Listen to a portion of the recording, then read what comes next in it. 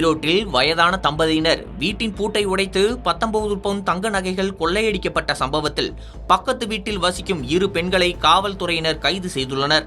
ஈரோடு திருநகர் காலனியில் வசித்து வரும் வயதான தம்பதியர் செல்வராஜ், ராதாமணி கடந்த 13ஆம் தேதி வெளியூர் சென்றிருந்த நிலையில் அவரது வீட்டின் பூட்டை உடைத்து பீரோவை திறந்து 19 பவுன் தங்க நகைகள் கொள்ளையடிக்கப்பட்டது. இதுகுறித்து கருங்கல்பாளையம் காவல்துறையினர் வழக்கு பதிவு செய்து சம்பவ இடத்தில் கைரேகை நிபுணர்கள் மற்றும் மோப்பனாய் உதவியுடன் தடயங்களை சேகரிக்கும் பணியில் ஈடுபட்டனர். ஆனால் எந்த ஒரு தடயங்களும் கிடைக்காத நிலையில் காவல்துறையினர் சந்தேகத்தின் பேரில் பக்கத்து வீட்டில் வசிப்பவர்களிடம் விசாரணை மேற்கொண்டனர்.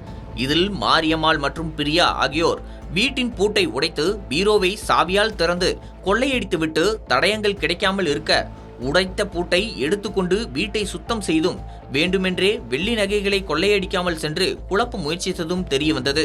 இதனையடுத்து இருவரையும் கைது செய்து இச்சம்பவத்தில் தொடர்புடைய சிலரை தேடி வருகின்றனர்.